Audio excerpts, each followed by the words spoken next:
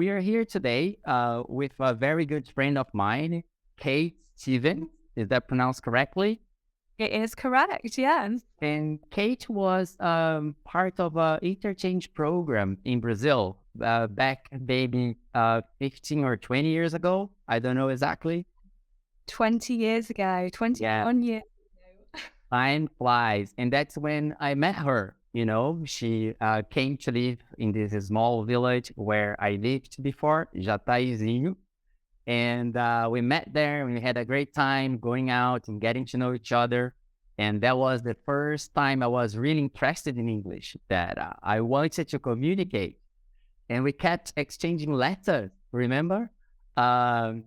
We didn't have much technology those days, but eventually we started exchanging emails. I could see my writing improving so much because I was doing that. And finally, I moved to the UK and we met there as well many times. So great. How are you? I'm well, thank you. I'm really excited to be here. And I was getting up this morning and thinking, wow, 21 years. It's just incredible to think that that amount of time has gone by since we first met all those years ago in Jataizinho. Yeah. So Thiago was wondering about this experience in Jataizinho. How did you work and what did you do there exactly? Yeah, so I had just completed school in the UK. So I'd just turned 18 and I was planning to go to university, but felt like I wanted a bit of an adventure before settling down into more studies. So actually, I was initially due to go to India. So I got a placement set up in rural India to go and teach English. And then a few weeks before I was due to go, I had a phone call to say that there were some political issues in the area and they weren't sure it was safe for me to go. And they were like, what do you think about Brazil? We've got a placement there. You could go on a plane there in a few weeks. And I was like, oh, sounds like an adventure. So yeah, let's do it. So yeah, I flew over to Brazil. I hadn't had the opportunity to learn any Portuguese. I moved in with an amazing family. So there was a lady called Alexandra, who was a local English teacher, her husband Osni, their two children, Cecilia and Vinicius. And yeah, I spent I think it was about 5 months with the family in Jataizinho, teaching with Alexandra and just having a great time getting to know Rafael, Elaine, Neste, Mayara, all these incredible people who were just so kind and welcoming to me. Nice. And it's nice to see that we are friends until today, isn't it? It is. Yeah. Very good. Yeah. Sorry, Kate, what type of program was that? Was it like Rotary? What type of program was that brought you here? Because you said that you would go to India and then you coming here. What sort of program was that exactly, please? Yeah, so it similar to Rotary, but it wasn't Rotary. It was an organization called Gap Activity Project. I don't know if they exist anymore. I mean, I hope they do because they're brilliant, but it's completely voluntary. So people who want to go and teach English sign up and then they match you with a school or a family, and then you just go off and try and support the local community by improving their English. So yeah, it was a really brilliant project. I think about 9 of us came from the UK to Brazil, but we were all really spread out. So I think the nearest other English person to me was about 4 hours away. So it was nice because it meant that we didn't just default to hanging around with our English friends and not have an opportunity to really immerse ourselves. So yeah, it was Gap Activity Projects. Nice. And what have you been up to at the moment? What do you do? Where are you living? So when I came back to the UK, I went to university and then my first job was in the charity sector and I've stayed there ever since. So I've worked for lots of different charities, but I currently work for a charity called Macmillan Cancer Support. So they're a really big charity over here in the UK, and we provide support to people who have a cancer diagnosis. So we have a phone line where people can ring up and get advice and support. We give grants out for people who are struggling to pay their bills because perhaps they aren't able to work. And we also have nurses in hospitals all across the UK to provide hands-on support within a kind of healthcare setting. So I work for Macmillan. I'm not a nurse. I work in the head office. And I've been there now for about 3 years. And I moved last year to a place called Lewis. So I was in London for a really long time. I was in London for about 11 years. And then I made the move to the countryside last year. So I now live in a place called Lewis, which is about an hour and 15 minutes from London on the train. And I'm looking out on really beautiful hills. I live near a place called the South Downs, which are these lovely green rolling hills. And I have the seaside about 15 minutes away. I mean, it's not like the seaside in Brazil. I mean, we don't have glorious sunshine and beautiful sand and warm sea. I mean, it's very different, but it is still nice to be near the beach. So yeah, I live here with my partner, John. And yeah, I think we'll stay here, but who knows? We never know. We never know. Nice. Very nice. I was wondering here, Kate, that you told us about this educational program, right? So it was all about education, and you came here to teach. So you were pretty much in contact with all these Brazilians who have perhaps kind of some difficulties getting into this English language because all the peculiarities, right? The phonetics of it.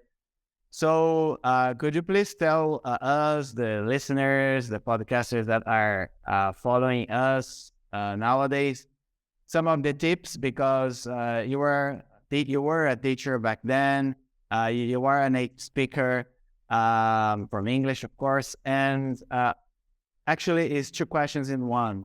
What were the main difficulties that you saw in Brazilian learners of English?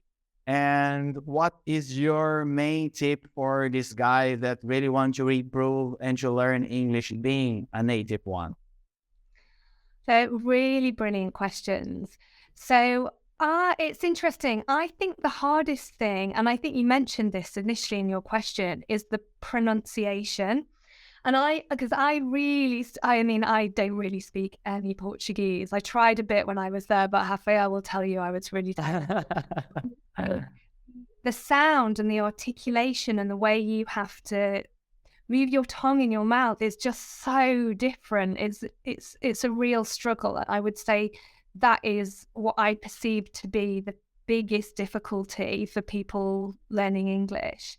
And I suppose the tips sound like really simple ones, but for me, there's something about immersing yourself in it. So you may not understand, but watching television, English television, watching English movies, listening to podcasts, listening to music, all of those things, I think, just really slowly help to kind of cement a different sound. I would also say practice. I think the more you can speak to people and practice your English, the better it becomes. But as I said, both of those things sound really simple, but actually I do think they are the key to making a difference. And I mean, Rafael, when we first met, you barely spoke any English, did you? And That's even true. in that short period, by the time I left, I felt like your English had just come on leaps and bounds. And I think that is because you really persevered. You didn't give up. Like, I remember us being in really noisy bars and discos, and you can barely hear the other person, but you would always just really try and speak and try and understand. And I think that is the crucial thing to do, is to practice. Yeah, put yourself out there, isn't it? And you were of such great help, because I wanted to talk to that person, I wanted to know more about her. I wanted to know how things were like back in England, and that made me strive, and that made me put myself out there Of course, I studied with Alexandra, who is a great teacher, so that really helped me as well. But moving to London was crucial, because when I really immersed in that environment where I had to work in English, I used to go to school every day from 8 to 12. That was when things really clicked. And then I said, okay, now I can really speak and I can really understand. And that makes such a difference, isn't it? Definitely. And were you nervous when you moved to England? Because your English by then must have been quite Yeah. good. I think Well, moving somewhere where it is the native language still must have been scary. I was. I had studied with another teacher in Londrina every Saturday for 1 hour and a half for the XT First Certificate in English from Cambridge. And that really helped me as well. But when I first moved to England, everything was different. Yeah. I usually talk about this story that the first thing I went to buy was a chip for my phone. And then when I get to the store and I said, can I have a chip, please? They said, a chip? A chip? you know? So there are lots of funny stories as in trying to communicate. Yeah. But I think that working in an agency, London Health, where I worked, listening to people speaking English all the time, making the stationery order every week, can I have this and that? That really helped me, as well as, the house where I went to live in, there were barely any Brazilian speakers there. I mean, Portuguese speakers there. There were like mostly foreigners. And so I had to force myself to speak in English, So I think this all together makes you really get it, such a long process. It's total immersion, isn't it? Yeah. And I'm curious, Thiago, you asked me what my top tips are from your English school. What top tips do you give people? Yeah, that's a hard one, but I would say that I pretty much understand that having this difference, it's a big difference. It's a huge difference. Well, English came from Germanic, right? So, and Portuguese is a Latin language, so it's a Romantic Latin language. So it's pretty much different, but I think I was just thinking here at the back of my mind when you were talking about the culture. I think understanding a bit of the culture is crucial, is essential. And for example, my English is pretty much more American because I've had much more influence from Hollywood and all sorts of things. We are in America, right? And Raf lived in Europe, so it's very different. So if you were able to catch this nuance of the culture, it's very interesting. And again, it's about immersion. And I pretty much think that is interesting to put yourself there, just like Raf said, and practice. I think practice is everything. And doing interchange, just like Rafael did, it's something very, very important, and it works a lot for all the students. And it's about, I think, try to understand the culture through songs and podcasts from native speakers. That's exactly what we are doing here, Kate. We're trying to bring people from all parts of the world, and English is the common language, let's say, nowadays, right? So we kind of bring them and unify them through English. But when you're talking to a native speaker, it's kind of harder. I realize that many times the students say, "Oh, it's so difficult to listen to native speakers because they're so fast, and they, it is different to get on the rhythm." And because there are many differences between American English and British English as well. So I think all of that is a complex package. But if you're really willing to learn, you just need to practice. Just like you say, lots of listening. That's what we do here at BringOut, and trying to talk to native speakers as well, as much as possible. ESL, right? To English as a second language learners and speakers. I think that's the main point. And having said that, and changing a bit the topic, what were the biggest impressions you've got from Brazil and about the culture and about your experiences living here? And you traveled a lot as well. Oh, a great question.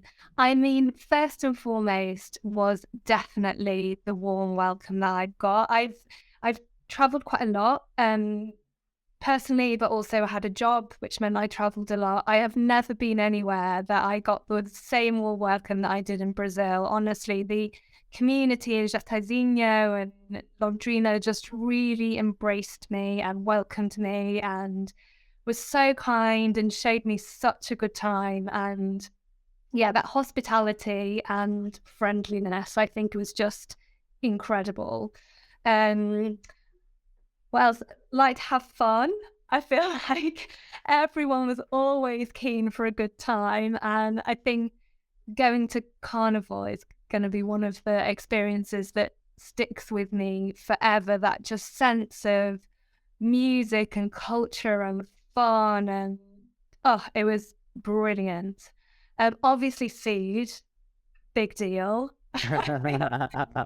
I doubled my size in Brazil. I don't know, and a lot of barbecue food and pastels. I feel like I put on a lot of weight. And music as well. I remember just really amazing music, and I love to dance, but I'm a terrible dancer, and I feel I would go out and everybody would be on the dance floor. The awkward English person in the corner, just like trying to keep up with everybody. But I suppose that they're the key things that I think of when I think of Brazil. But I have such fond memories of my time there, and I brought my mum back to meet the family that I lived with. About 5 or 6 years after I left, my mum came back and she had an incredible time too. So I was, lucky enough to do some travel and see lots of different areas. I think that also what surprised me is that the huge variety. I mean, Brazil is such a massive country, and depending on where you go, it's a completely different cultural experience. And I really love that variety. Nice, very nice. Good memories. Yeah. So have you tried feijoada? Has Rafael introduced you to feijoada? Feijoada. Do you know what? I think feijoada was the first meal that I had in Brazil. I think they cooked that as my first meal. You didn't like it? I think you can be honest. You can be honest. The fork. It's strong. It's strong though. Yeah. It was quite a strong taste, and I think everything was so different. I was trying to remember: is it farofa or farofa? Yeah, farofa. What is this? I've never seen it before. Farofa is very nice. You have to come back, Katie. You have to come back here. I know. Alexandra keeps saying I should go back, and Cecilia, Alexandra's daughter, was graduating from university. Wow. She was like, "Come to the party," and Cecilia was 2 when I arrived in Brazil. So wow, and now she's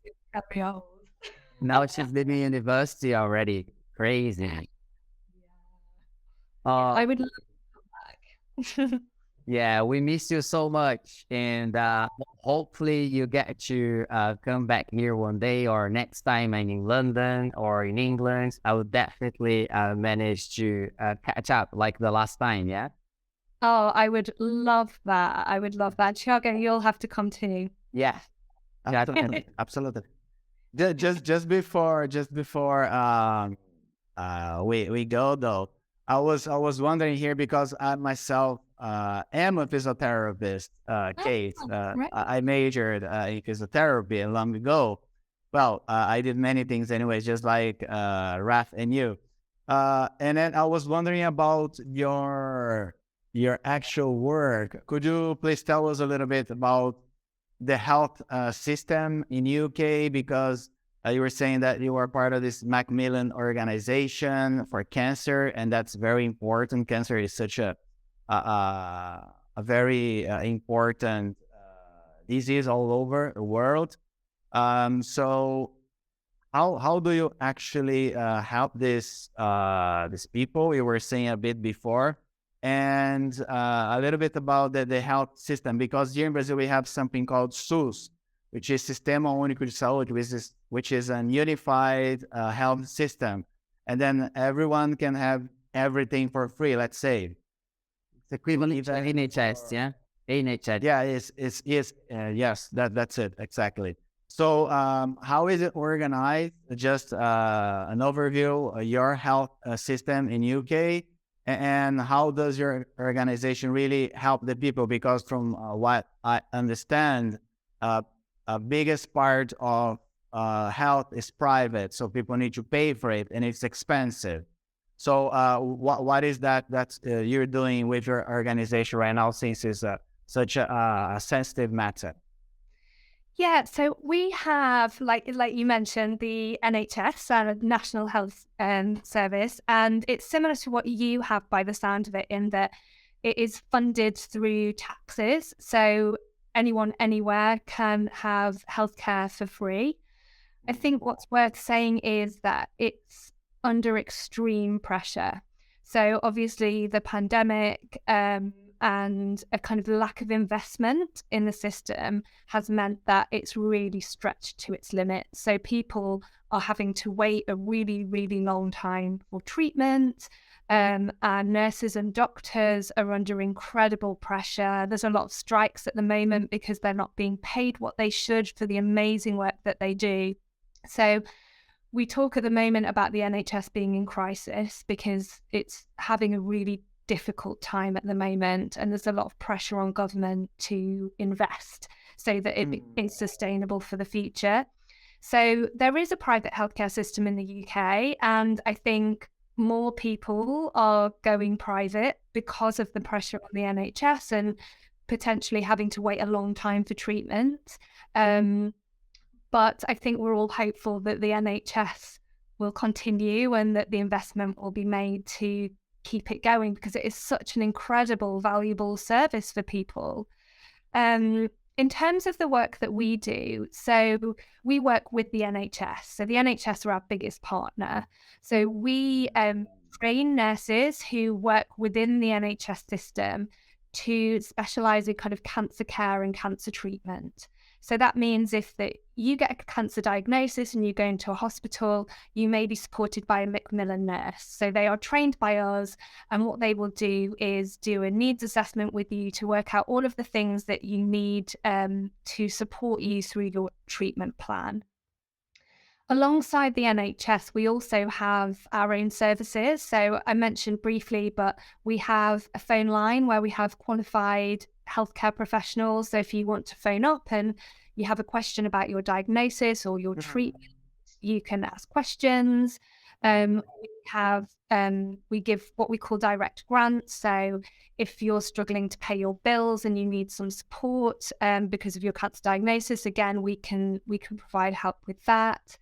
We're also starting to work more in the mental health and well-being space. So acknowledging that actually cancer brings with it a lot of stress, a lot of mental health pressures, and how can we provide emotional support as well as the physical support.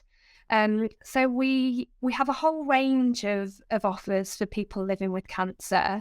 But yeah, I mean, we couldn't do what we do without the NHS. So definitely a really important part of our kind of infrastructure and our offer.